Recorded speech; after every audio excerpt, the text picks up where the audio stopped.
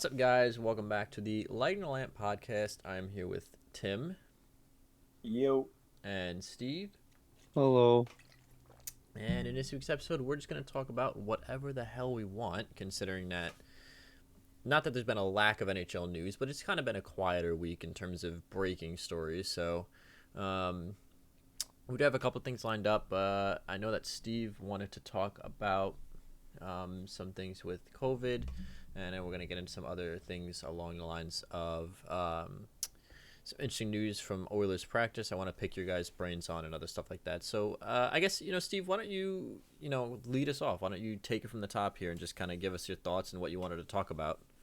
Oh, well, I just thought it was interesting. I wanted to talk about how the NHL is handling COVID compared to the NBA or the NFL did, which is the NHL is going with more of a whole team shutdown approach, whereas the NFL went for like an individual approach. And I think it's just interesting from a business standpoint that they'd be willing to shut down whole teams rather than just like the players. I guess in the Devils case, though, you really couldn't shut down just the players because it was like 19 of them or something. So it kind of had to be the whole team. But Yeah, I believe it was 16 players at any one given point were ended up on the NHL's COVID restriction list. Um, we were actually talking about this the other day. Um, I don't really buy the number of COVID cases that the NFL had, like in it had to terms have been of. higher. Yeah, I'm not. Listen, I just want to get to. I'm not a COVID denier. I just don't think the NFL was as transparent as the NHL is being about this whole thing. Because the NHL, for lack of, obviously they're not I think it comes naming down to the who's. number of tests you do. I think the NFL tests less, so they can just get away with more. They could just play the ignorance card. Exactly. They probably just, and there are ways to get around the test. Like, there's like no cap. There are literally like different things you can do to essentially like clear your system. So when you go in, because there's like when you before you go and take the test, you're not supposed to brush your teeth, use mouthwash, like take do like you're not supposed to do a bunch of different things, eat, take take certain medicines. And so like honestly, if I was an NFL player and if you told me before the Super Bowl that I had to get COVID tested, no matter what, I'd probably fucking fake that shit. I just think that like the NFL at this point as a league has established itself as being willing to go great lengths to cover things up. Like even in the past when they had problematic players and stuff like that, like they've been a league that has gone to very interesting lengths with which to essentially just, quote unquote continue playing football and ignore the outside, influences, whereas we've seen things in the past with the NHL, like when the whole thing with Slava Voinov when he was convicted for the domestic violence, like he was just issued a lifetime ban. Um, other things along that line where the NHL has been more willing to be transparent and just be like, listen, like we're not going to stand for this kind of thing, and they're not naming who gets COVID and who doesn't. Usually that's the beat reporters that do that. They just say that, oh, such and such been placed on the COVID restriction list. But I don't want to put the tinfoil hat on, but I don't buy the number of cases that the NFL had in terms of like how few there really were that we heard about. You know what I'm saying? Um, I mean, the only thing I will say, I guess, is the travel was significantly more limited in the NFL. They only really traveled once a week, but still, the roster sizes in the NFL are just so massive that like your odds are just so much higher. Like even with the NHL taxi squads and everything, there was the roster size like pales in comparison to like an MLB or an NA or an NFL roster, you know? yeah. So when you said you wanted to compare, do you think the NHL is doing comparatively better, worse? What do you think? I mean, like, well, I guess the NHL is doing, I guess, better in the sense that they're like ensuring the safety of their players more thoroughly, right? They're testing every single day, and I think they're taking testing multiple times a day too. But it's just like,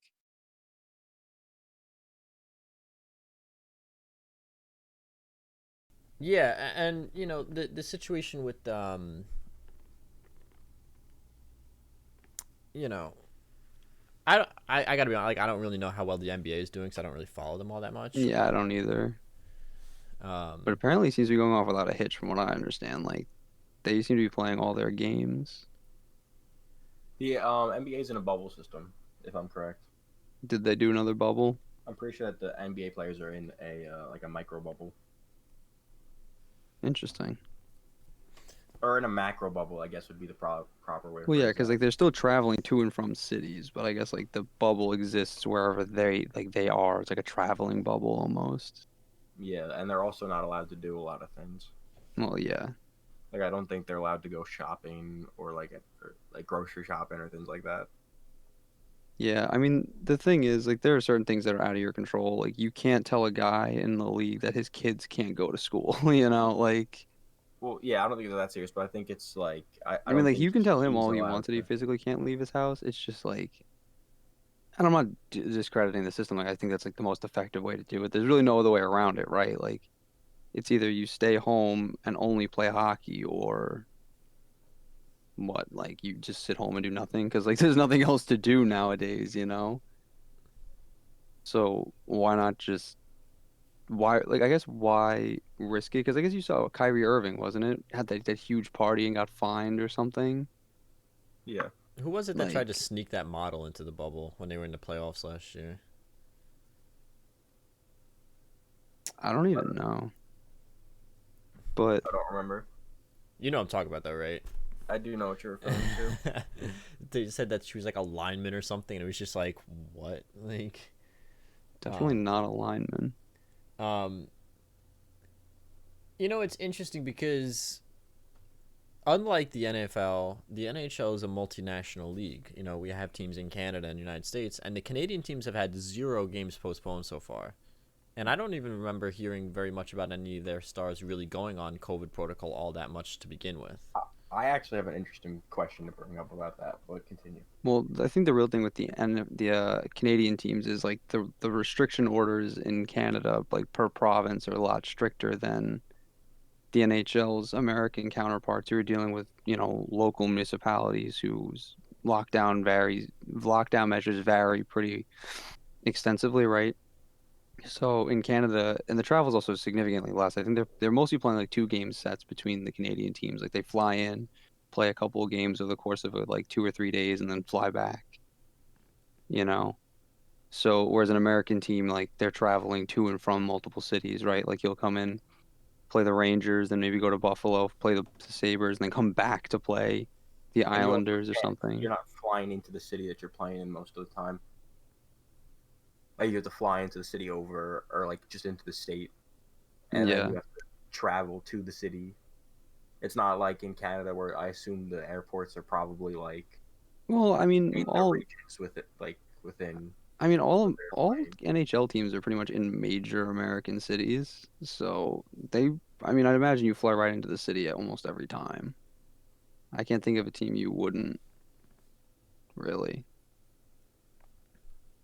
I think it would probably be more common in the Canadian teams to be flying in to like regions and not necessarily cities.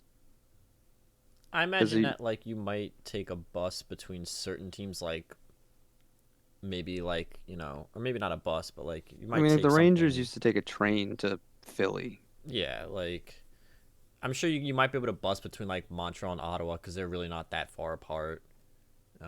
Probably not Edmonton and Calgary because that's just like a big open wasteland. But again, I don't know. No offense to the province of Alberta, of course, but like between those two cities, it's very rural. You know what I'm saying? Yeah. Um, so what was your question, Tim? Do you think it's unfair that that certain teams like the Vancouver Canucks are up to 19 games already, and other teams are at 12? No, because the gap in the schedule they're gonna have a significantly less of a workload coming into the second half of the season. All those games that are getting made, they're gonna get made up No, for. So I understand like that the games are made up for. I'm not like it's not Unfair like to oh are who? they yeah, like it's actually probably more unfair to them because they're gonna be sitting well here with no less that's games in hand. no Well, that's what I'm asking. well, I'm asking you if it's more unfair to them I mean, because to be honest they with you, I have to don't think it's play. unfair at all. It's just kind of like the world we live in. Like you can't be asking if hmm. it's fair or not because like you can't control this. It's not like a rule. I can still ask. I mean, like I can still pose the question. I mean, it's not like a Yeah, I know, and that's my answer to you. I just don't think you can say whether it's fair or not. Like it's just the reality. They've managed to play 19 games where the Devils have only played like 12 because the 16 guys ended up on the COVID list. Like you can't control that. So as a team, you can't look at it and say like I feel like this is unfair to me. You should be like slowing my schedule down now so everybody catches up to me, and then we go on as like an even part like starting gun again. Because you see this every year with like teams anyway. Teams have varying schedules. You'll see at the halfway mark, some teams will have played like 47 or 48 games, or other teams have played like 40 or 41. So like it's really not that crazy to think that some teams are still sitting at like 11 or 12 games and they're sitting at 19. But I mean, but there are other teams who've teams played have a less similar number time. of games. The point is that like these teams have like their teams have had less time together. So wouldn't it be more beneficial considering the off season and everything that they had to have a longer span to play your games over? I mean, the It the depends because here's the situation, right? Like there's a good and bad with having no COVID. Well, okay, no, that's a bad sentence. Let me restart. There's a good and bad to having postponed games versus not postponed games. So the good part about having those postponed games is you know your schedule, you can prepare ahead of time. You know, you have a consistent schedule throughout the season because even though this is a compressed schedule, they're not trying to slaughter these teams. They're trying to give them a little bit of breathing room. The downside of that is obviously, you know, like Steve said, you're going to be, you know, you have to really take into consideration that you don't have any wiggle room at this point. If you're 7 games ahead of the next closest team, then you don't have any wiggle room for games in hand. Now, for the teams that have postponed schedules, yeah, sure, it's good in a sense that they've only played 12 games because they have so many games in hand, but their schedule is going to be so compressed by the end of the season. They're going to be playing like 5 games in 7 nights or like, 4 games in 6. Like they're going to have back to backs like all over like a back to back set followed by a day off and then another back to back set. So like there's a good and bad that comes with it. I don't necessarily think any team obviously wants to have postponed games. I think if given a choice, every team would have a consistent schedule. They know who they're playing and when they're playing them, as opposed to being like the Islanders the other day had a game moved up from April to like 2 weeks from now. And all of a yeah, sudden the Barry Rangers Trotz is schedule's like, gotten moved around a lot too. yeah, it's like all of a sudden Barry Trotz goes from, all right, we're playing Pittsburgh next week to like, what the hell, we're playing Pittsburgh and then flying into Washington and then going back to Pittsburgh or something like that. So I don't know if it's quote unquote unfair, but I can definitely see your argument that there's gonna be an advantage, but I think there's also a disadvantage that comes with, you know, obviously, certain teams haven't been played so many more games. Like I said, the nice thing about playing only in your division is that generally speaking, most of the teams in your division are going to be around the same because the Canadian teams have had no postponed games. So the Canucks are generally around the same as everyone else in the Canadian division. But I can see your point in that, like, I think that there's a flip side to it as well. So I don't know if it's necessarily unfair or an advantage to any given team because there's a drawback with either side. That's kind of my point. I think like the drawbacks and like are just significant enough for it to completely negate any like sort of advantage you would think you might have from it. You're also not fighting the other divisions for playoff spots at this point. You're only Yeah, fighting your own so division. So the fact that none of the Canadian teams have had postponed games means they're all around the same. Now, if you look at other divisions, like if I pull up the standings here, the Central with Dallas or even Carolina too had a big problem. like Our problem so, with their schedule got moved. The Chicago Blackhawks, the Blue Jackets played 17 games, and the Stars only played 12 to this point. Yes, so the Stars have a little bit of wiggle room. They can look at that and say, okay, we've played less games, so we have games in hand, but then those games in hand are going to be super compressed. You're going to have a couple back-to-backs, 5 games in 7 nights and stuff like And at that. the end of the day, it kind of doesn't matter because the way the NHL is seeding it anyway, it's by point percentage. It's not going to be by points overall because the NHL is assuming at some point they're going to have to just close the schedule by the end of the season. And some teams might not play the full amount of games. So you're just going to they're going to end up seeding by point percentage. So, and that completely negates any advantage based on games played. It's just how many the percent of the games you win. So the best teams are going to make it no matter like what because they're going to have their winning percentage is significantly higher than teams at the bottom. I mean, unless it's something crazy where a team like gets really hot and ends up only playing like 40 games, then ends up going like 25, 5-5 or something stupid, like it's like that's just then it's like, all right, well, that's a fluke, but you know, It's interesting. I don't know. I'm assuming, to Tim's point, that the NHL probably has something in place to prevent a fluke like that. Where if at the end of the season one team has played 56 games and the other team has played 40, I imagine that maybe they'll no, consider that's like, exactly what they're doing is seeding by point percentage. That's what the well, NHL is going to do at the I'm end of the saying year. like, No, that's literally it. This is the whole plan. This is what every beat reporter said. If teams end up with like gigantic gaps in games, there's nothing other than point percentage because it's the only fair barometer they have at that point. well, Like you can't I use mean, the point tiebreakers or what row. what Like what I was gonna get one at is, isn't really relevant to my point though. what I was gonna get at is like, you know, I know that they're doing it seating by point percentage, right? Obviously, that's going to be an equalizing factor, but at the same time, I don't necessarily think that a club that played 56 games is going to be all that thrilled about a team if they play like 40. And I was saying like maybe they think about maybe at that point maybe they consider expanding the playoff format again. I don't know. I imagine that that's probably being discussed at least, and in another expanded playoff format to I include mean, more teams if something like that happens. I don't know because I'm not an insider. I have no idea. essentially from what I've gathered about what's going on with it is this is the way it was built from the beginning. All the teams signed on to it, and I guess it's kind of like what we said about the rules when they signed on to start playing. It's like you can't really piss and moan about the rules after you've already signed the contract. So like if this is indeed like what the team signed and like it ends up being that teams get games postponed and they can't finish it by the end of April, I think they want to end this season by to start at the beginning of May. So if you just can't get that done and like it doesn't fit in the time frame, like I don't know what the NHL really can do. Like what can you do to make it like to be seemingly more fair, right? Like I would just presume that they wouldn't allow it to get to that extent. well, I mean, what choice do you have?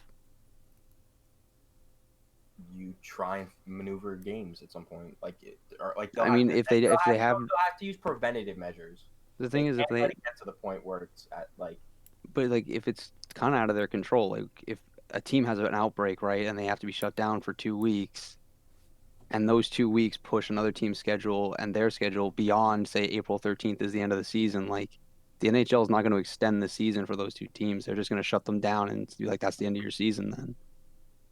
I, I'm just saying, like Rob said, the very large game gap. I don't think it would get to that point. I think that they would try Well, and yeah, but then that makes it probably even worse for those teams, right? Because now you're going to have like 6 games and set like in 8 nights or something ridiculous. You're going to be playing like back to back and then having like one day off and another back to back. Like, I don't think the NHL is going to do that either because that's even more brutal. And I think teams would have even more of a fuss with that because they're going to be like, all right, but we made the playoffs, but you killed us trying to get there.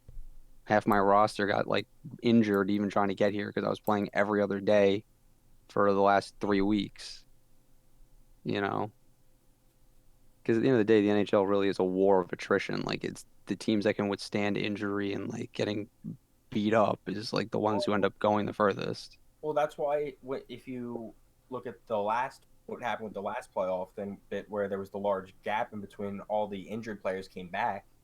and you had a team like Colorado, who had like 400 players come back, and like you might pose the question: is that unfair that they got to go through the playoffs with 4 guys that didn't make it through, that might not have made it through the regular season?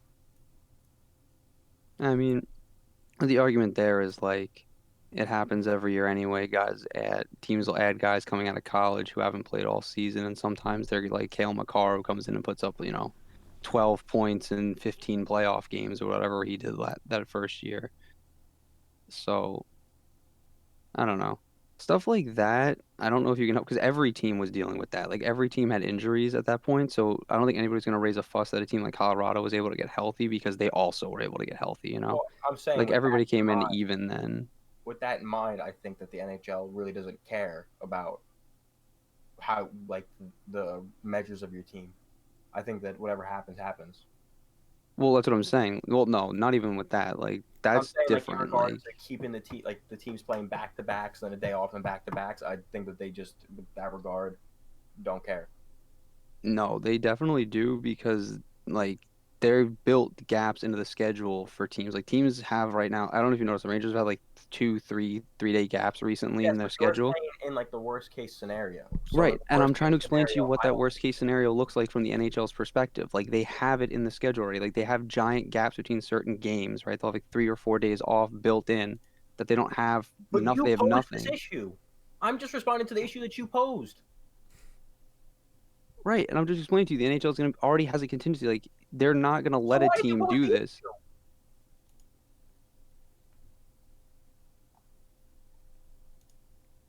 What?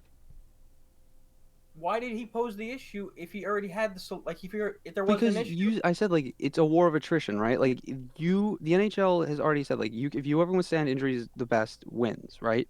And then you said, but what about guys who come back from injuries like last year? It's like, well, that doesn't matter because at that point everybody got healthy, so nobody's going to complain about that. But if you're a team coming in and you have a team that's played 56 games, right? And those 56 games are over the course of the entire season, but you've played 56 games and but like 27 of those games came over the course of 31 nights, you're going to raise a hell because the NHL literally screwed you potentially out of into the playoffs. And the NHL is probably going to tell you, yeah, sure, we built those gaps into your schedule, which is what I was trying to get at. But at the end of the day, like the teams aren't gonna like the Players Association isn't gonna sign off on that. Like there's almost no way they're going to let that happen. So the only option the NHL has is to shut those teams down and then just let that giant gap be there in the schedule, like the gap in games. Like I don't see any way to seemingly make something that's like fair to your original argument. Is this fair to to everybody? Because like you can't cram like 28 games into 31 nights or whatever or something ridiculous that would have to happen. So I think we're gonna have to just accept that like we might just have to see like teams play like 46 games compared to 56 games and point percentage is point percentage and that's really all the NHL has said about it. Because like what can you expand it to? Regulation and overtime wins, but that's also just a factor of like based on how many games you've played. But so now my other question at that point would be: would you be opposed to them expanding the playoff format again? I mean, I it's probably the only option they're gonna have, right? They're gonna probably have to go to another 24 team format or something, or have a play-in round of some kind. Like But specifically, if we see those large gaps, do you think that that's something that they would Well, consider I doing? think the NHL will probably talk about. I think they probably have to consider either a play-in round specifically, like those teams that have played less games might have to play some sort of like play-in series because it would even it out at some point, right? They'd have to play conceivably at most seven, Like an five MLB to All seven Star or like games. an MLB wild card type thing. Yeah, pretty much. It kind of have to be like that because it'd be the only way to be fair, right? Because then like you wouldn't be cramming games in on them at the end of the schedule. It wouldn't be like throwing games at them. You'd just be like, all right, well now you have a series. And if You've they're had a within couple time division, off. because I would assume they'd most It likely would be have to be, within yeah, division. It'd probably be yeah, like because the the games divisional at the. format. Or what they also could do is like if there's multiple teams like that, they could also have them just play each other, and whoever like goes in wins that, and then that wild card or whatever. Yeah. I just think like honestly though, I don't think it's really gonna matter because I think like we're really seeing like the quality of teams at this point. Like the good teams are at the top and the bad teams are struggling, and it's kind of like I don't think it's going to change, mostly because the the duration of the schedule, like how long it's actually going to be, dictates that like teams that are cold are going to stay cold for the most part because they're not going to have a chance to get hot, and a hot team's going to have enough momentum to carry themselves over the course of like, a 56 game schedule or whatever the NHL is going with. So I think, like I said, unless there's some sort of absolute fluke, like with the Canadians last year getting in, being like, what were they, like 18th or something in the league or whatever, managing to get in and get into the actual playoffs and, They could just take the NBA stance. The NBA last year, there was major game gaps. They didn't give a fuck. They said, all right, if you're not in, you're not in. They didn't Well, do a seeding. They didn't do a preliminary well, that brackets. was They kind of my literally just original had. point was like the NHL's kind of at this point just said like whatever's going to happen is going to happen. We're just seeding on point percentage. Like that's it. Yeah, the NBA didn't give a fuck last year. Literally, like if you were down games and like if it was like 48 to 47 games and you were down 1 point, they didn't give a fuck. They were like, well, maybe you should have got more points in 47 games. Yeah, I mean that was the NHL's essentially the NHL's stance last year. The only issue with the NHL stance last year was like there were like 4 or 5 teams like within 1 point with like 4 or 5 game gaps, but I mean they only expanded the playoff format to include 2 more teams, really. Or no, yeah, 8. 8, yeah. So they Yeah. added 4 teams on each side, yeah. But I mean,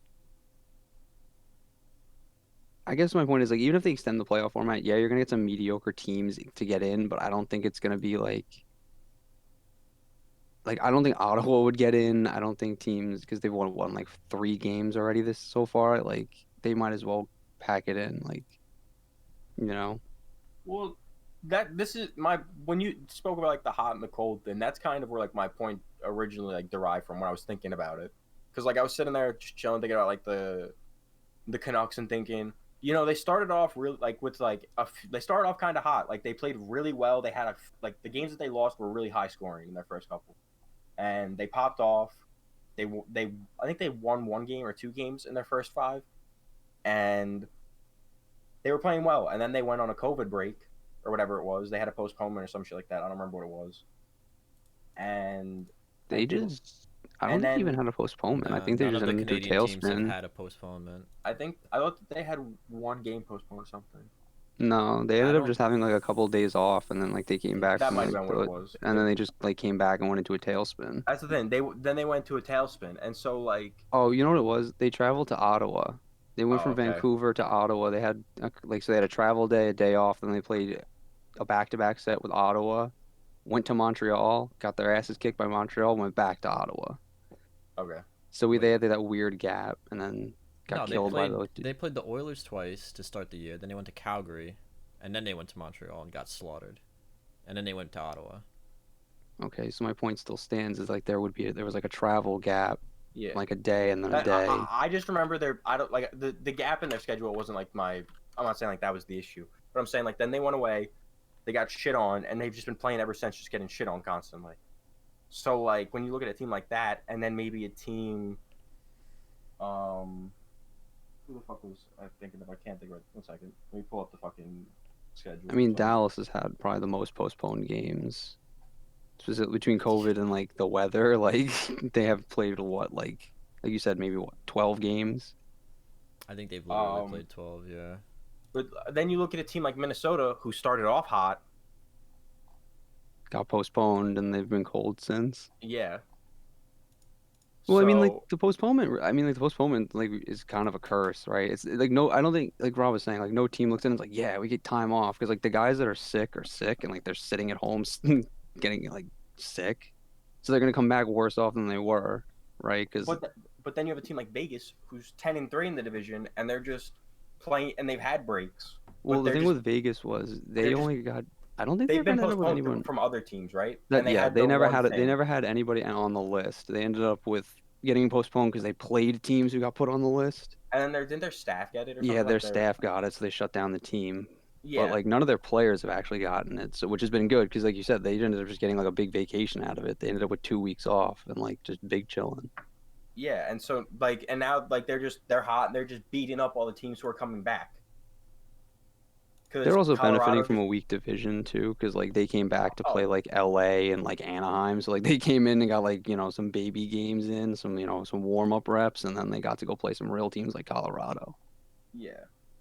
I'm not trying to Although discredit your point. I just think LA it's funny. LA actually has been good this season. In playing, they've been playing well this season. They've been in games, yeah. They're Yeah. not getting like they're not an easy win by any stretch, but it's still it's just funny to make fun of them, I guess, at this point. But Oh, it 100% is. like they're also not posing the same kind of challenge like Colorado might to them because Colorado, it's like, oh, we got to go up against Nathan McKinnon now. Great, sick. But yeah, I don't know. It's just I think it's a really interesting situation. Like I just think it's interesting that the NHL is taking like a shutting like a proactive like we're shutting teams down approach, whereas like the NFL you had what was his name on I think it was I don't even remember it was a receiver and he was on the sideline like 20 minutes before the game started when he came in and took his test and he got managed to get through the locker room onto the field with his team and then ended up getting shut down for COVID and they still played the game. And I was like, how do you what? Like how did they let that happen, you know? I mean, they shut down the Knights for their staff and then let them play that night, Yeah, which is strange, but then they ended up just shutting down both teams because they were like, "Oh, I guess we screwed up, so I guess everybody's done now, right?" Like which was the most brain block I think they've ever had in the like. they should have just shut Besides, down Vegas to begin with. Like the only bigger brain block was that refing situation that happened. But other than that, this is like one of the biggest brain blocks in the NHL as of recent, in my opinion. Like that they was li- just stupid. they went with the NFL approach there, and then realized they're like, "Oh, we're better than that. We're not the NFL. We're not doing this just for the sake of money." Because like, could you maybe have already? Could everyone have already possibly been exposed by that point? Yeah, but you also possibly re-exposed everyone by playing the fucking game and Yeah, hosting the exactly. game. Like just hosting the game and bringing everyone to the building. That's the biggest issue, right? Like they knew, like that was the thing that kind of surprised me the most about it. It's like they knew about it so much, like They knew so about it like the far, morning. yeah, like so far in advance. Like they were at the hotel still, or I think they might have been at home. So like they were probably still, all the guys were at home. It's like they could have just stayed there, you know? Because like at Everyone that point, like maybe if people have done their morning skate, yeah, but it's not like they were interacting with the staff at all, or the staff might not even be there for the morning skate. I don't think there's even morning skates in the end. I think there's like, I don't know if you're allowed to do morning skates anymore. You are. With the, are you? Yeah, they do Because we're more still getting reports of like who leaves the goalies. ice first, yeah, for the Well, I know they goalies and do like stuff. practices, but I wasn't sure if they were still doing like morning skates at the venues or if they were doing it at like their practice facilities. Because they used to do it at like Madison Square Garden, so They you like might bus have both practice teams at the facilities off. arenas. That They I might have like don't know for sure. That's they might that's I'm have not like sure practice about. facilities that they're using Ow. like off the like out of the rink.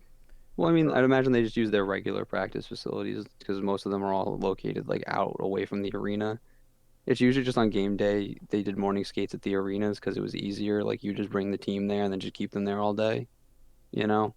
yeah, Especially like the visiting team, like you'd come in at like 11 or like the home team would probably skate at like 10 or 11, be off the ice by noon. You'd be on the ice by noon, off by 1, you know? Go get lunch, go back to the hotel, take a nap, and go right back to the venue. Yeah, I don't know if they're doing it at the rink. That's not something I'm sure about. I know they're doing morning skates and some like maybe they're doing it so like the home team, if their practice facility is close enough, maybe it's like the home team's doing it at their practice facility and the road team's doing it at home or whatever the case is, or like the rink. Like I don't know. That's Yeah, it's just, it's interesting, you know what I'm saying? Like, well because you can look at it one of two ways. You know, the COVID postponement for a team like Buffalo, right? Who I thought started better than they're playing now. so when Buffalo first went on postponement because of the Devils, they didn't have anybody on the list. Eventually, people started getting added to the list, right? Like they're still missing Rasmus Ristolainen and a couple other players like Jake McCabe. Um, right. but I mean, you know, even that being said, like they came out of the gate, and granted, they were handed kind of a tough matchup out of the gate because I had to play the Islanders twice. You know, a tough, grinding, like low-scoring hockey team is not necessarily who you want to play coming out of a COVID break. Especially when some of your guys are coming back over like a really, really extreme like flu-like virus, so they're probably still kind of weak. Yeah, so And then you I have to go out mean, there and have Casey Zizekas and Clutterbuck hitting you for 20 minutes in, a period. yeah, so they were handed a tough break, but at the same time, I mean, even all that being said, they came out even flatter than everyone expected. Like in the first game, they were held without a shot the entire third period, and they had a power play in that period. So you can look at it as certain teams are going to benefit. You know, it's weird to say it, but like certain teams, like I said, Vegas, who ended up having nobody on the restriction list besides the coaching staff, kind of in a way benefited from a little bit of a break. Whereas other teams, granted, again, the Sabres had some guys on the COVID list, but it's not like they were missing like Jack Eichel or anybody, you know. Um, And I mean, and for what it's worth, like Connor McDavid went down at one point before the season with COVID, so I think he missed the beginning of training camp. And I think, Matthews had it. yeah, but Matthews had it while he was still in Arizona. Well, So, obviously. yeah, no, I'm just saying, like, so, but Matt McDavid was when he came back for camp, but they didn't shut down the camp, they just shut him down. Because I think they found out, obviously, before he got to, like, the team. Which probably just meant he sat in his backyard rink in practice. Yeah, because, he's probably just sitting at home watching TV, like, man, this sucks. But, I don't know, I just think it's interesting, like, that the world, like, we now have to ask these questions about the league, like how are they guaranteeing the safety of their players outside of like the rule book that they've given them? You know what I'm saying? Like, because previously the league's obligation to the safety of the player didn't come from outside of like once you're on the rink, we guarantee your safety to an extent, right? Within a reasonable amount. We know accidents happen, but we guarantee your safety out here within the context of the game. But now it's like they're almost like we have to guarantee your safety outside of the context of the game. Make sure you And can it play the game. Yeah, and it's not even from like, a philanthropic way or anything. It's like it's from like a this is our investment. You know what I mean? It's like they have to protect the money they've invested now because they're losing so much of it anyway to put the season on. yeah, Well, yeah, they also need those players out there. The players need to get out there for endorsement deals. Like, there's a lot that, The players also just want to play, like, yeah, you know. there's just a lot lost when you can't play the game. And now I guess to piggyback onto this, what do you guys think of like arenas allowing spectators up to, I know Madison Square Garden's going to 10%. I don't know if they've announced what the Coliseum is doing yet. I think it's an awful idea, and I'll tell I, you why. Because I read an article the other day. Um, Somebody was asking questions like, well, why is it more dangerous to like be inside with COVID, right? Like obviously outside of the fact that the airflow is restricted, like is there any other reason? And somebody was saying like, yeah, because a lot of buildings, you ventilate and you circulate the air, so like if some guy sneezes, right, and then that air gets circulated to the building, like some guy on the other end of the building who never even saw this man, was never within 6 feet of him, could get sick, right? So now imagine you're cycling in the air, and NHL arenas cycle in cold air all the time, to kind of keep the ice cooler. Even if it's only like 10% capacity, you're still That's still shuffling in, 1,800 people. yeah, a couple, maybe up to 2,000 people in a building. And you can say all you want about, oh, they're social distancing the seats, you can't be in the same row, and et cetera, et cetera. All right, but what happens when you go to the bathroom or you go to the Go to concession stand? concessions. Yeah, like Like, it's my such a my real bad thing with it, idea. my real thing with it is it's just like it's not like if we wanted to get together and play like hockey, right? It's like, okay, we have 10, there's 10 of us. We can account for pretty much where 10 people have been, right? Like we know what they're up to, where they've been. This is 1,800 strangers, like, and yeah, they're getting like their Do we temperatures checked and stuff like that, but it's like do we they're know if you need prior testing? you need a test within 72 hours, but it's like, okay, I got my test on, say the game's on Uh, Saturday, I got my test on Wednesday. But I then I went to went to work work on Thursday, Thursday. Friday, Yeah. and I got sick on Friday and went to the game Saturday, and I talked, the guard asked me a question and he couldn't hear me. I had to take my mask Well, also down. think about how I many talked to different him. like staff you're gonna have on hand now that you didn't need to have. Well, yeah, it's not even just the 1,800 people in the building, right? In the case of Madison Square Garden, it's the like It's like 100, 180 to yeah. 200 people working the venue. Security guard. Well, I mean, you need security guards anyway, but like you need more security. You The would need concessions cops. workers, the maintenance workers, like It's just from the NHL's perspective, I just don't understand why they would do it because it just adds so much uncertainty to a situation that they had pretty much like completely controlled, right? They had a completely controlled environment before this. They could say yes or no to literally everybody that came in or out of the building and could account for everybody that was coming in or out, right? Because it was only employees, people who worked for the teams, who worked for the arena, who worked for the NHL. Like that was the only people who got in or out, right? Now it's like, okay, we've added an element of the arena staff, but more of the arena staff, like significantly more of it, and 1,800 random strangers we don't know, we can't account for, you know? So it's just like it's just a bigger I feel risk to like, the team too. Like yeah, I just don't understand why you would take something like it's essentially like you had this like a rattlesnake by its neck, right? And like you had them real tight, and you're like, all right, the snake is still dangerous, but I got it. Like we can do this. And then like you just loosened your grip on the snake a little bit, and now like yeah, you still have a little bit of control, but that fucker might bite you, you know? So it's like this really just could come back to be an issue. It's essentially just like they're hosting super spreader events. Like I don't understand why they would do that. and not to mention that most of the arenas at this point that are open are ones that absolutely shouldn't be, like the Florida Panthers arena, the Dallas Stars arena. Like they're open in places that absolutely 110% should not be. Like Right. Bro, And you it's can't get like COVID in Florida. What the fuck you talking about? yeah, right. like you can make an argument, you know, for certain states, like, oh, their transmission rate for the last 3 months has been below 1%. It's like, I still don't think you should have people in it, but I can at least acquiesce the point that it's a lower risk event than like Florida or like California, where it's at Well, like it's like the eight Super Bowl, percent right? Well, think about because the I think the rule pretty much applied to all of these things is like 10% of their venue, or it's like between 10 and 30% of the venue occupied, right? Depending on like the state. So for the Super Bowl, they have it in Tampa Bay in the Buccaneers Stadium, right? Which I think holds upwards of like 60 or 70,000 people.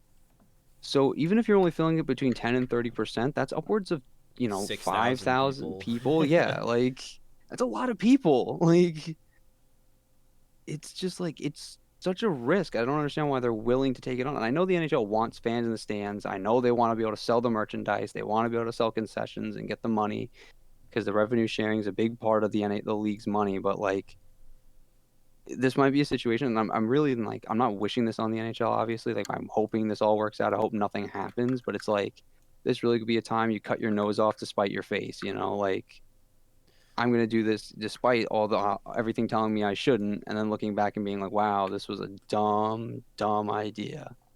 So here's an interesting thing. So I had this COVID event risk assessment tool that I sent to you guys a long time ago. That Okay. basically takes like local transmission rate data and like uses all these algorithms to determine like if you have a party of had this many people, what's the percentage chance that at least one person there is going to be positive. In New York City and Manhattan right now, Hmm. a party of, and this is lower than the amount of people that are going to be in Madison Square Garden, 500 people, there's a greater than 99% chance that somebody's going to be sick there. Yeah, And it's bro. Think like, about it think about it hello. like this: going to how many times have you gone to a hockey game, like like a normal hockey game, and come home and like gotten like not the flu, but like a cold or something the next couple of days because you were just around a bunch of people you didn't know, you know? Like it's not even like at the game environment, right? Like you can guarantee that you can separate these people once they get in the venue, but getting them into the venue is really the issue. You still have to funnel these people through doors, into hallways, into corridors. Into In the case of Madison bathrooms Square and, Garden, like they're going to be using the trains. So it's like now you have to deal with the whole aspect of public transit, like which the NHL can has no control over. Like the NHL can't call up the LIRR and be like, "Hey, can we get special trains to Madison Square Garden for the games?" And they'd be like, "No, we don't have any money to fund the regular trains." Click, you know. So it's like my point really is I just don't understand why the NHL would like give up so much control of the situation to like literally just random strangers and like blind faith that these people are going to follow the rules when all the evidence is showing us like that you should absolutely 100% not do that. You know what I mean? Like it's if also the last just, oh, sorry, go ahead. just like if the last 8 months have taught us anything is if you're gonna have blind faith in strangers to like put the good of everybody else ahead of you, like you're clearly not doing the right thing because just in case of like the whole overall COVID thing, like the numbers continue to go up despite everybody like saying like, yo, we should stay inside. And everyone's like, nah. So why would you bring that element into a situation where you could already say like, no, we don't want to have to like trust people we can't account for. Now we have all these people we don't know. And it's like it's not even the same 1,000 people, right? It's a different 1,000 people every night. So over the course of the season, like it's going to be like millions of people, you know? And you can make an argument that, you know, like one of the arguments that I imagine people will probably be talking about is like, oh well, how is this a bigger risk to the NHL? Because what are the chances that some guy in row 35 sneezes and that air gets circulated down to the bench? But it's like, what there's maybe not that high of a chance, but what are the chances that this guy then goes and talks to a security guard who then goes into the locker room after the game or is outside the locker room, when the teams are walking in or something like that? Like, you know He what I'm saying? asks a Like con he asks the what's the guy what are those guys that help you find your seat? The usher. He concierge. he talks to an usher and asks him, "Hey, where's this seat?" And then that usher is also the guy who happens to man the elevator that the Rangers or the other team use to come in and out of the arena, you know? Like it's just like stupid mundane stuff that you wouldn't think about that could potentially put this whole thing on ice. So it's like why would the NHL like bring like even just from like a numbers perspective, like a gambling perspective, like why would the NHL gamble on this? You know? I imagine to a certain extent, like there's definitely an element here of the league isn't going to tell the team what to do in that sense. So it's these teams that are making these decisions. But also, even if you're just a team, like why there's, I get it, right? Like the NHL at this point in the season is, it would have been cheaper to just not have a season, right? I understand that Right. point. But by the same token, you're doing all these things that I would consider good faith things. You're being open and honest about the COVID protocols. You're coming down hard on teams that are breaking the rules. You're postponing entire games, shutting down entire teams instead of just trudging on and going through that trench, right? Oh, and you're shutting down teams and closing their practice facilities. You know what I mean? Like they're cleaning these things. Like the NHL coming in like sanitizing this for the team, you know? You're doing all this good. Why are you then taking arguably the single biggest risk, which is having people come into these buildings? It's Right. just, it's a very strange thing. Like if the NHL was being super cavalier, like if they were being the NFL and they were like, oh, this guy got COVID 10 minutes before the game, well, I guess we're playing the game. At least at that point you could be like, well, they're consistent. Like it's Yeah. stupid, but they're consistent. Well, I guess isn't this the most consistent thing the NHL can be, which is inconsistent? Like it's like you can always count on the NHL upper echelon to make very confusing decisions based on all of this, you know? And to that point, I personally think the NHL has done a very good job with handling most of this. I think that they've been very good, especially last year with the bubble and the bubble going off without a hitch, handing out the cup, all this other good stuff. I think they've done a fairly decent job to this point with most of the stuff involved in this COVID world. But this is a head scratcher for me personally, and I think it's a terrible idea. And I absolutely will not be going to any hockey games this season. That is 100% not happening. That's another, not even just real quick. I was talking to a friend of ours. I think it was Joe. I don't know. It might have been Joe. It was somebody. But they're like, I would go to a game, and I was like, why? So, well, then you're not seeing me for 2 weeks, bud, because Yeah, like I don't understand from like a personal perspective either, like why you would want to go. Like, I mean, yeah, don't get me wrong, I love going to hockey games. I want to go more than anything, but like I'm not like right now it's just like I can sit home and watch for now. It's cool, you know? I mean, yeah, like I went to, between my trips and going to Islander games, I was at 9 or 10 hockey games last year. Like, of course I want to go watch hockey in person. But am I going to be dumb enough to go do it in a room with 2,000 people that I don't know, on top of interacting with staff and other people that I don't know? Absolutely not. Like, no And like way. I mean, not to insult anybody, but like genuinely, if I think if you at this point are in a state that like it's very clearly a bad idea to be going to games and are going to these games like in Dallas or in Florida, it, what are you doing, man? Like really, like I so if anybody from those places are listening, like Just seriously, what like don't. why? Just don't go to hockey games, please. Do us all a favor. Like, For your own safety, honestly. Not even for like the safety of the league, like for your own, like why? I'll tell you what. If you go to a party right now in Dallas, Texas, that only has 50 people in it, your risk of one person being sick is 44%.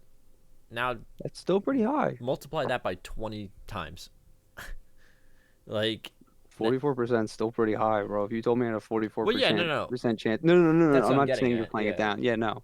But it's just like people willing to take that risk. Like I feel like if you told people you had a 44% chance of getting like say AIDS or like cancer from doing something, they'd be like, "Oh, no. Absolutely If not." I handed you a parachute and said jump out of this plane, there's a 44% chance Chance it that won't it's work. not gonna work. You're gonna be like, absolutely not. I'm not jumping out of the plane.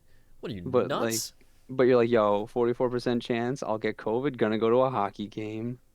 And that's if they only allowed 50 people in the building. Yeah. So it's like we said before, with 2000 like over 2,000 people, it's like over 99%. It's like literally almost a guarantee. It's like a surefire guarantee that somebody in the room is going to be sick.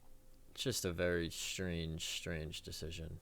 Yeah, I didn't mean to derail that into that whole long thing, but like, it's just like, how is the league going to navigate any of this now? You know? I don't know. I really don't know. Um, yeah, so we're gonna move on to the second topic. It's gonna be the last topic of this episode. Recently, that there was I won't call it a controversy, but a question surrounding Connor McDavid at the Edmonton Oilers practice. He was seen talking to Coach Dave Tippett before leaving practice about 20 to 30 minutes before it ended. And some people were wondering, oh God, like, is he getting news about like a COVID contact tracing or something like that? The reporters asked him, and he said that him, Darnell Nurse, Leon Draisaitl, and I think Nugent Hopkins were told by Coach Dave Tippett that the rest of the practice is going to be puck possession battles, and he doesn't want them taking part. He wants them to go rest. Um, I think that's an interesting. I know that players take maintenance days, like they take whole practices off and stuff like that. This is a question that's come up before with the NBA having players who take maintenance games, entire games being taken off.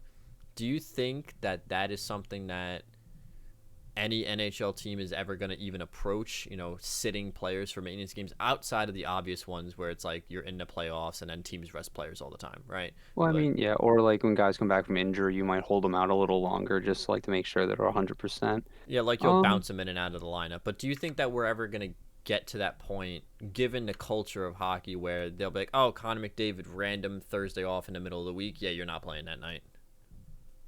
to be honest with you, no. Just because like the NHL's as much as it's a player-driven league, it's still a team-driven league. Like the sport is portrayed as like a team sport, right? So like no one man is greater than the team.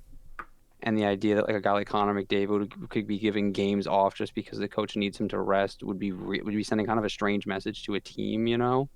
Because you would essentially be elevating him above them, right? It's like, okay, well, he's good enough. He needs to go sit out somewhere because we need him more than we need you later on, right? And like the NBA is a player-driven league where it's like, yeah, the LA Lakers can look at the rest of the team and be like, yeah, I need to rest LeBron James for a day or two because we all know, like, look, listen, it's LeBron James. Like, nobody's gonna argue with you, you know? Um, what I think is interesting though is that they decided to give them the puck possession like drills because off they were just like, which I think makes sense, right? Like you don't need Connor McDavid in a puck possession drill. Like Well, I think it was. he, Sorry, just to be more specific, I think it yeah, was a like puck possession battle drill. So like they would toss a puck in a corner and like two guys would go after it. yeah. But even still, like at any point, like why would like Connor McDavid doesn't need to practice like working on retrieving the puck or possessing the puck. You know what I mean? Like he's very good at it already. And like you don't need him to, yeah, he's obviously still going to participate in the drill regularly, but like you don't need him every single time. So like I don't see the issue with like the coach being like, hey man, like take this drill off, like get out of here a couple minutes early and like shower up, rest up, and see the trainer, you know, like. And I don't think guys in the team will have an issue with that either because they'd understand like what, like, you know what guys are good at when guys aren't good at. You're around them enough. So like they realistically are gonna be like, okay, yeah, we understand. It's not like he's getting treated differently. It's just like we're working on something that probably he doesn't have to work on as much, and like vice versa, right? As long as it's a two-way street, whereas other guys can get time off based on, you know what I mean? Yeah. I also just think the culture of hockey is it's never going to get to that point because you can't hold a hockey player off the ice unless like you go to any given hockey player. I don't care if he's like outside of the obvious exceptions to the rules. Some guys with personality issues. Like if you had told Nail Yakupov like you don't need to play tonight, go rest up, he would have been like, oh hell yeah, go play Russian, whatever. Yeah. But like I don't care if you're Nathan McKinnon, first line guys, arguably second best player in the National Hockey League, or if you're Matt Martin, the fourth line guy who plays 9 minutes a night. If you try to tell a hockey player, hey, do you want to rest tonight? Do you want to take the night off? They're all gonna look at you like you're out of your mind. Like, Yeah. It's I, a warrior culture. It's like dudes play through punctured lungs and broken wrists. I don't think you're gonna be like, hey, are you tired tonight? Do you need a nap? Like, they're all gonna be like, what are you, nuts? bro, what was it? Gregory Campbell broke his leg, or was it Daniel Pye broke his leg and then blocked another shot off his broken leg? Yeah, that was Campbell in the playoffs against the Penguins. He broke his Like, like tibia or whatever it was. yeah, he broke his leg and then he got up, blocked another shot off the same broken leg. Like, these guys don't care. So, like, there's no way you're gonna be able to tell them, yo, just take the night off for the hell of it, you know? Because they're just, like you said, they're gonna look at you like, what is wrong with you? No. I don't think it's ever gonna get to that point where it's voluntary. And quite frankly, I don't think. I Coaches think are if ever gonna do it. I think even if a coach tried, I think that coach would be out the door very quickly. Like, can you imagine if you told Sidney Crosby, "I'm healthying you tonight so you can rest"? Like, how many more games do you think you're coaching for the Penguins after that? Like, Especially if you realistically. make it a regular habit. To be honest, I think what we're gonna see, just like a random, I think what we're gonna see before that is like the elimination of the morning skate, because John Tortorella for a while back stopped using morning skates with his teams to give them more time to rest before games. Like it just he always said it never made sense to him why we got them on the ice in the morning because we don't really do anything, we don't practice much, we just get them loose and then we let them go to go home and go take naps or whatever and like just tighten back up. So it's like, what's the point? Like they can just stretch themselves out before the game and then come to the game and we can play. So like I think that's probably the route the NHL is going to go is to like limit, like morning skates on game days or like pre-game practices and stuff like that before you ever start seeing coaches start healthying guys for rest, you know? Or they might start making morning skates more voluntary. Yeah, and I mean, like I said, we see guys take maintenance days from practice all the time. That's nothing Hmm. new. We see guys skip voluntary practices all the time. That's nothing new. I just But even when like they can't. skip the practices, like they're still at the rink working out, you know? Like they still come to the rink, they just don't get on the ice. Yeah, I just can't imagine that we're ever gonna see like headline William Nylander scratched for rest. Like I don't. Yeah. I can't see that getting to that point just I think it because would of the just be bad culture. publicity for the league too. Like, It's just imagine like, like a culture thing, you know. well, yeah, like the NHL builds this whole culture of being like tough and like, everyone thinks of hockey players of having no teeth and like black eyes and all that stuff. And it's like, and now we're sitting star players because they need rest. Yikes, It's also you just a know? bad look for people that pay money to go to these rinks and see a player like that play. Like, can you imagine Oh if yeah. like you travel to Edmonton just to watch Connor McDavid, or like say he's visiting your town, right? So like you pay, we'll use the Islanders because their tickets aren't as expensive. Even if you're only paying like $80 for a ticket to the Nassau Coliseum, you're still gonna be pissed off when Connor McDavid isn't playing because he was tired. It's like, yeah, bro, I paid $80. I want to see the best player on earth. I mean, like if I'm paying Madison Square Garden prices to see the team play, I'm expecting to see like both teams put their best on the ice, you know? And like you can, again, players, coaches will technically quote unquote healthy scratch guys when they're not on the IR, but like they're banged up. Like Anthony Beauvillier didn't play last couple Islanders games, even though he was technically healthy because Barry Trotz wanted him to get back in the groove, get back in practice and stuff like that. But that's understandable. Like the guy's coming off an injury, he needs to get back into the flow of things. Maybe he's still a little dinged up. that's a totally understandable situation as opposed to being like, well, you know, McDavid has played 48 games this season. It's like, yeah, so has the rest of the team. Like, Exactly. And this kind of goes back to my point is like hockey doesn't perceive one player to be greater than the team. Like no one guy is the team, you know, even though Connor McDavid is the Edmonton Oilers and everybody else knows that, he doesn't think of himself like that and the team doesn't look at him like that. So I just don't think it's ever going to get there. yeah, Whereas, no. you know, Well, because then what are you going to do? When the fourth line guy comes to you and says he's tired, are you going to healthy scratch him? Probably yeah, not. You're right. just going to be like, no, get on the ice. I'm only paying you $700,000. Right, exactly. Like it's ridiculous. So, Because then you end up turning the league into the NBA where like it's a personality driven league. Like then it's like, oh well, you know, nobody cares about the team. It's just like the one player who's better than everybody else. And like I don't think any of us want that for the NHL. no. Because I don't personally like the way the NBA is run in the first place. Yeah, no, I don't think we want to start seeing super teams or anything like that. So I think it's perfectly fine the way it is, and I have no issue with what happened with Connor McDavid, you know, like, and we don't even know. Like, he might honestly be like playing with a lingering injury. He might be a little banged up. So, you know, because we don't really always know what's going on behind the scenes of these teams 100% of the time. Yeah, it's just like guys just play hurt, and that's just part of the culture. And you can make an argument if you want to that's like, oh, that's bad because then when they get really hurt, they're out for longer, blah, blah. That's just the way it is, man. Like, you go out there, you take a puck in the face, you go back, they rip your teeth out, you get some stitches, and you go back out on the ice. Bro, Like, like think about the best example I think was Ryan Lindgren recently. The guy slams his face off the dasher of the boards, gets cut, gets his eye cut wide open. Wouldn't go to the locker room to get stitches. Had the trainer work on him on the bench to close it so it stopped bleeding. Went out, finished the shift, finished the period, went and got stitches in intermission, and went out and played the rest of the game. Like and that's just who these guys are. yeah, I mean, like, you see guys like last year in the playoffs, Adam Pellick played 2 entire periods with a fractured wrist. I don't even know how he held his stick. Like, I can't imagine how painful that must have been. I Well, it's like Patrice Bergeron, two broken ribs. Was it two or three broken ribs and a punctured lung in the Stanley Cup final, yeah, and he was just still out there winning like 80% of his faceoffs. and Like, blocking shots like an animal? I can't yeah, even imagine. I wanted to talk about it because it's been in the news a little bit lately, but I don't think we're ever gonna get to that point where we're healthy scratching guys for rest in the Yeah, NHL. no. Like And you I said, don't want it to get there. outside of the times it happens now, where like you're in the playoffs, yeah, like Right, like you clinch the playoffs and there's 8 games left. Nathan McKinnon's left leg has been bugging him, so you're like, all right, kid, take a couple games off. yeah, exactly.